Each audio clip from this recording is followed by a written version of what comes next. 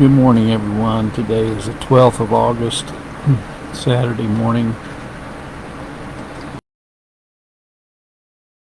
Everyone that's watching this video is having a good weekend so far.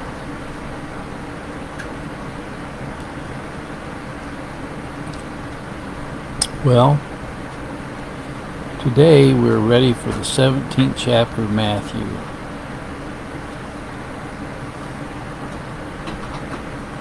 And after 6 days Jesus taketh Peter, James, and John his brother, and bringeth them up into a high mountain apart, and was transfigured before them, and his face did shine as the sun, and his raiment was white as the light. And behold, there appeared unto them Moses and Elias talking with him.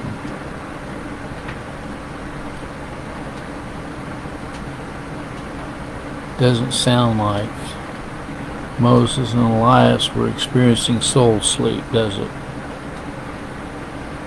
A lot of people say, well, whenever you die, your soul sleeps. My Bible tells me, as it relates to the thief on the cross, Christ told him, this day thou shalt be with me in paradise. Not your soul's going to go to sleep.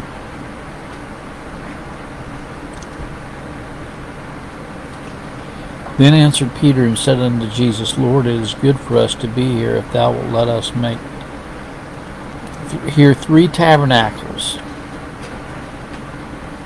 one for thee, and one for Moses, and one for Elias. That's what a lot of people are trying to do today. They're trying to set up earthly tabernacles for men. Whether it's John MacArthur's Master's College, or whether it's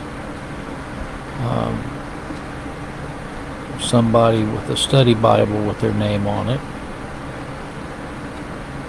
or whether it's somebody with somebody's name on a church, you know.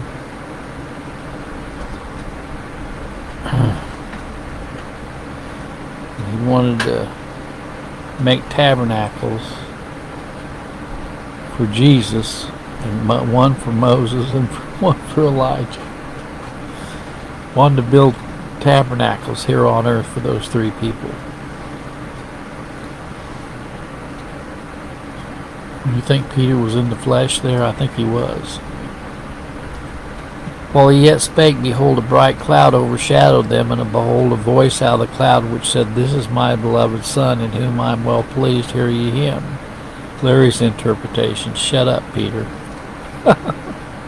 Shut up, Peter.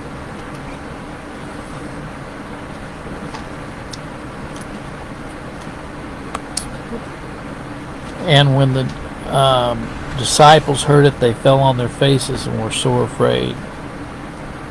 When we get a proper view of God, we will fall on our face and show reverential fear to God when we get the proper understanding of His almighty power. And Jesus came and touched them and said, Arise, be not afraid. Excuse me. And when they lifted up their eyes, they saw no man save Jesus only.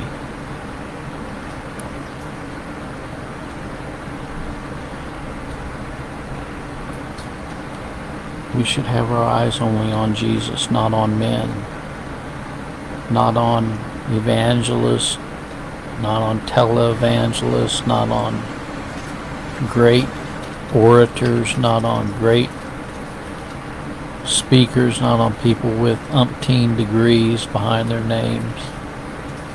When we lift up our eyes, we should see Jesus only.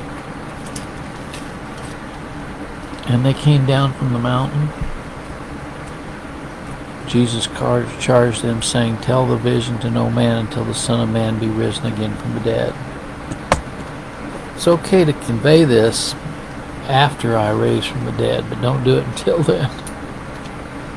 And his disciples asked him, saying, Why then say the scribes that Elias must first come? And Jesus said unto them, Elias truly shall first come and restore all things. But I say unto you, that Elias is come already, and they knew him not, but have done unto him whatsoever they listed. Likewise shall also the Son of Man suffer them.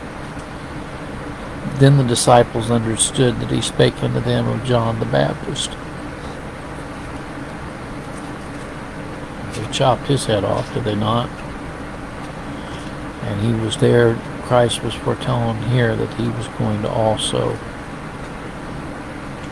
suffer. Then the disciples understood that he spake of John the Baptist. When they were come to the multitude, there came to him a certain man kneeling down to him, saying, Lord, have mercy on me, for he is a lunatic, on my son, for he is a lunatic and sore vexed, for oftentimes he falleth into the fire and oft into the water. And I brought him to thy disciples, they could not cure him. And Jesus answered and said, O faithless and perverse generation, how long shall I be with you? How long shall I suffer you? Bring him hither to me. And Jesus rebuked the devil, and he departed out of him, and the children were cured from that very hour. Jesus is the only one that has all power in heaven and on earth. Men don't have power. You know. Disciples couldn't do anything apart from Christ. And disciples said, why could we not cast him out? They were relying on themselves. They were not relying on Christ. That's why. I say, if you have faith, a grain of mustard, you say, you shall remove unto this mountain, remove hence to yonder place, and it shall remove, and nothing shall be impossible unto you. Howbeit this kind goeth not out but by prayer and fasting. And while they abode in Galilee, Jesus said to them, the Son of Man shall be betrayed into the hands of the sinners. Now he's telling them about what is going to happen to him in the future. And he says, they shall kill him, and the third day he shall be raised again. And they were exceeding sorry. Well, I guess they were sorry with the fact that he was going to be killed. Certainly they weren't sorry with the fact that he would rise again from the dead. And when they were come to Capernaum, they that received tribute money came to Peter and said, doth not master pay tribute? He saith, yes. And when he came unto the house, Jesus prevented him, saying, what thinkest thou, Simon? Of whom do the kings of the earth take custom or tribute, of their own children or the strangers? Peter saith unto him, of strangers. Jesus saith unto him, then the children are free. Notwithstanding, lest we should offend them, go thou to the sea, and cast a hook, and take up the fish that cometh up, and then thou open the mouth, thou shalt find a piece of money, that take and give unto them for me and thee. I love that passage of scripture right there. I'm not against paying taxes. But the lesson here is Christ is the one who makes provision for us paying taxes. He will provide provision for us paying taxes, even if it's money out of the fish's mouth. Okay. Well, there's quite a bit in this chapter to contemplate as we study through it. You know, the key points, I think, are that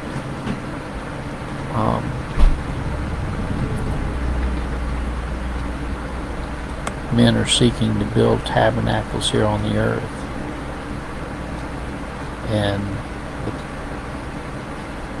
Peter was shut up when he tried to do that. He was told to listen to Christ. That's what we need to be listening to. We need to be listening to Christ and not people that are saying God's going to set up an earthly kingdom. He said, my kingdom is not of this world. Those that are erecting large edifices, those that have statues of Billy Graham out in front of their church, or statues of John Knox, or John Calvin, or Martin Luther, or Tyndale, or Huss, or whoever. We're not to build tabernacles to men. We should look up and turn our eyes on Jesus,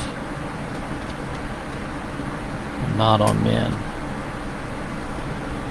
And we must be cognizant of the fact that Christ is raised from the dead. and that he has been given all power over heaven and earth, and that all faith comes from him. We have nothing in and of ourselves, and that Christ is the provider for all things, even to pay our taxes. Well, I hope you have a good weekend. May the good Lord be with you today is my prayer. God bless.